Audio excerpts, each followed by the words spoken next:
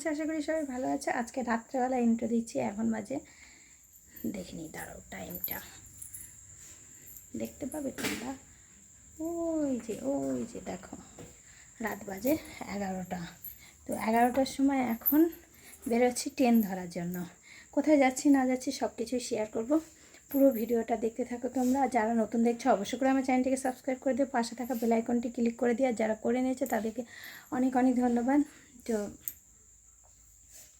আমি আর পুচকো যাচ্ছি, সায়ন ট্রেনে তুলতে যাচ্ছে। চলো রাখছি।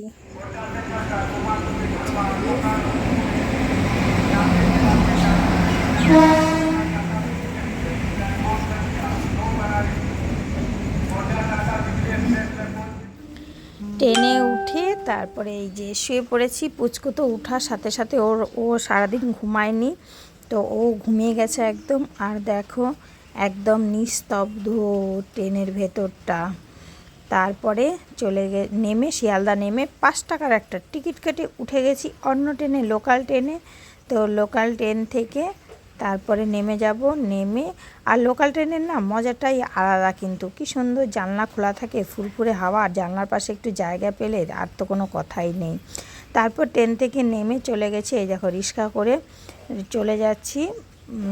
মানে হেঁটে যাওয়া যায় বোনের বাড়ি, যা ঘটনা ঘটেছে তার জন্য এই রিক্সা করতে হয়েছে। রিক্সা করে চলে যাচ্ছি একদম বাড়ি। দেখো চলে এসেছি বোনের বাড়িতে, ঠাকুর ধুয়ে খাচ্ছি একটু বিস্কুট, কেননা বোন এখনও আসেনি। বোন তো দিদিবাড়িতে দমদমে আছে। আর আমি কালকে থেকে আজকে পর্যন্ত মানে আমার জার্নিটা তোমাদের সাথে শেয়ার করব। হাসবো না কাঁদবো, আমার সাথে যে যা ঘটনা ঘটেছে আজকে, কালকে রাত থেকে সব কিছুই বলবো। একটু রেস্ট করি, তারপরে কি করছি না করছি সব কিছু শেয়ার করবো। তোমরা পুরো ভিডিওটা দেখো, তোমরা জানতে পারবে যে আমি কি করে মানে চিত্তরঞ্জন থেকে কলকাতা পর্যন্ত পৌঁছালাম। ঠিক আছে, তো এখন একটু বিস্কুট খাই, চা খাবো একটু, তারপর বোন আসুক, দেখি যতটা পারবো তোমাদের সাথে শেয়ার করবো। এখন কি বলবো, গুড নাইট বলবো? গুড নাইট দিয়ে শুরু করবো। কি হয়েছে বলো তো?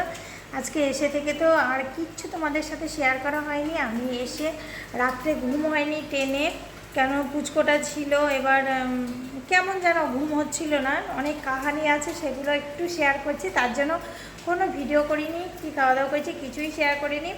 তো এখন আবার বোন, বাইরে খুব বৃষ্টি হচ্ছে, বোন রান্না করছে খিচুড়ি, তো রাত্রে খাবো খিচুড়ি। আর একটু কথা বলছি, মানে আমার জার্নিটা কেমন ছিল সেটা একটু তোমাদের সাথে শেয়ার করছি। জার্নি কেমন ছিল শোনো তাহলে। যখন আমি ট্রেনে উঠি, ট্রেনে ওঠার পরে আমি যখন ট্রেনে উঠি, ট্রেনে ওঠার পরে এবার আমি সিট খুঁজি। আমার B1 41 লোয়ার সিট ছিল। তো আমি উঠি, ওঠার পরে দিয়ে আমি বলছি, দিয়ে আমি যে 41-এ গেছি, দিয়ে বলছি এটা তো আমার সিট। তখন যিনি ছিলেন উনি বলছে না এটা আমার সিট। ওই বলতে বলতে টিটি চলে এসছে। এবার টিটি এসে বলছে আপনার নামটা বলুন। দিয়ে আমি বললাম, নামটা বলার পর বলছে না এই নামে তো সিট নেই, এটা তো জার্সিটি থেকে ওনার নামে বুক করা আছে। মানে দেখালো যে ওনার নামে বুক করা আছে, নাম বললো কি।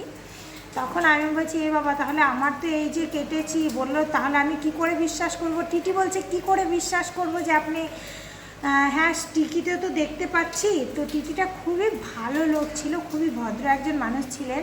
তিনি আমাকে বলছে, মানে আমার বাবার বয়সী হবে, তো সে আমাকে বলছে যে দেখো দাও তোমার টিকিটটা একটু দাও তো দেখি। তো আমি ফোন থেকে বার করলাম, ফোন দেখালাম, তখন দেখছে যে আমার 24 সেপ্টেম্বর আমি গাড়িতে যাবো, আমার 24 অক্টোবরের টিকিট কেটে দিয়েছে আমার ছেলের বন্ধু।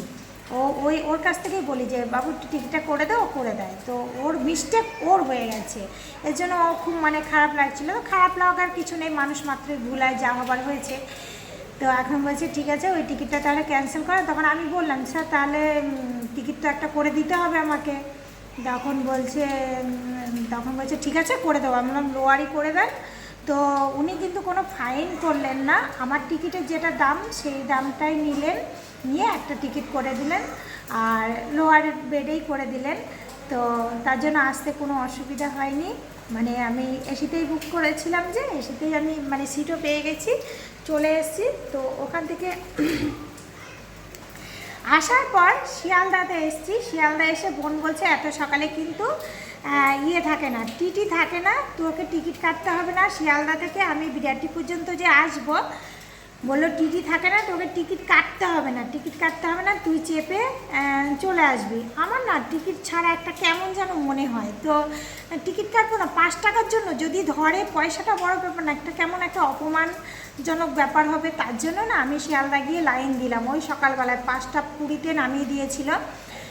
তো আমি টিকিট কাটার সময় টিকিটের লাইনে দাঁড়িয়েছি, অনেক বড় লাইন, 4-5টা লাইন, অনেক দূরে দাঁড়িয়ে যে লাইনটা আমার কাছে এসছে অমনি কাউন্টারটা বন্ধ করে দিল। কেমন অবস্থা দেখো, বন্ধ করে দিল। তো দেখছিলাম একজনা পাশে যে টিকিট কাটে, কম্পিউটার থেকে কাটে, তো সেগুলো থেকে কাটছিল। তো আমি একজনকে বললাম, আমার জানা নেই ওইটা কীভাবে কাটে, তো আমি বললাম ভাই আমাকে একটু টিকিটটা কেটে দেবে, দিয়ে দিল, মানে দিল, ভালো লাগলো। তো ফোনপে করতে হয়, তো 5 টাকা আমি করে দিলাম, তো আমাকে টিকিটটা কেটে দিল। নিয়ে আমি আবার এসছি স্টেশনের দিকে, স্টেশনে মানে ভেতর এসে দেখছি লেখা আছে যে বনগা লোকালে চাপলে আমি কিন্তু বিরাটি নামতে পারবো। বিরাটি না, আমি বিরাটির পরের স্টপেজ বিশ্বপাড়াতে নামতে পারবো। বিশ্বপাড়া নামলে বন্দে বাড়ির সুবিধা হয়, বিরাটি নামলেও হয়, বিরাটি নামলেও কোনো অসুবিধা হয় না। তো এইবার আমি চেপে গেছি বনগা লোকালে, ভালো আনন্দে আছি। বিরাটি পার হয়েছে, বিরাটি পার হওয়ার পর ট্রেনটা, আমি বিরাটির পথে একটু বিশরপাড়া, ট্রেনটা এতক্ষণ চললো, তো নামলাম। নেমে দেখছি কী ব্যাপার, রাস্তাঘাটগুলো অন্যরকম রাখছে, নিচে নেমে আসলাম, রাস্তায় আসলাম, দেখছি প্যান্ডেল, আমি কী ব্যাপার, এখানে তো পুজো হয় না, কিসের প্যান্ডেল। তারপর আবার ঘুরে স্টেশনে গিয়ে দেখছি ওটা বিশরপাড়া ছিল না, বিশরপাড়া পরের স্টপেজ নিউ ব্যারাকপুর, মানে বিশরপাড়া ট্রেনটা দাঁড়ায়নি কেন বলো তো, ওটা ছিল গ্যালোপিন, বিরাটিতে দাঁড়িয়েছিল। তো বিরাটি থেকে আমি কিন্তু নেমে চলে আসতেই পারতাম। তো তখন কি করব, এবার ওদিক থেকে যে ব্যাক করা ট্রেনগুলো, তো তখন চাপার, সকালবেলা চাপা সম্ভব একদমই থাকে না, এতটাই ভিড় থাকে, পা রাখার জায়গা থাকে না। তো বাচ্চা নিয়ে একটা ব্যাগ নিয়ে কি করে আমি ওটাতে উঠি, তখন বোনকে আবার ফোন করলাম। বোন তখন বললো যে ওখানে টোটোর মতো যে রিক্সা ভ্যানগুলো আছে ওগুলোতে বল, তুই আমাকে পৌঁছে দেবে। তো মানে একজন খুবই ভালো লোক ছিল, তো বোন ঠিকানা বলে দিল, তো তারপর সে পৌঁছে দিল। এই হচ্ছে আমার জার্নি, কাহিনিটা তোমাদেরকে শোনালাম। দেখো অবস্থা আজকে। তারপরে এসে নিয়ে তো এত কষ্ট হয়ে গেছে, তারপর এসছি, ঘরে ঢুকেছি, তারপর বৃষ্টি শুরু হয়েছে। তো সারাদিন বৃষ্টি চলছে, আমি ঘুমিয়েই ছিলাম, শরীরটাও খারাপ করছিল, তো তার জন্য সেরকম কিচ্ছু শেয়ার করতে পারিনি। তো এই কথাগুলো মানে আমি মনে মনেই ছিল যে তোমাদের সাথে শেয়ার করব যে আমার সাথে কি অবস্থা হয়েছে, যে চোখ কান খোলা না রাখলে রাস্তায় চলা যে কি দুষ্কর, কি একটু একটু কারণের জন্য মানুষ যে কত বিপদে পড়ে যেতে পারে, তো সেটা আজকে বোঝা গেল, সেটাই তার জন্য তোমাদেরকে সাথে শেয়ার করলাম। চলো আজকের মতো এতটাই, আবার দেখা হবে নেক্সট ভিডিওতে। ততক্ষণ সবাই ভালো থেকো, সুস্থ থেকো, অনেক অনেক হ্যাপি থেকো, বাই, গুড নাইট।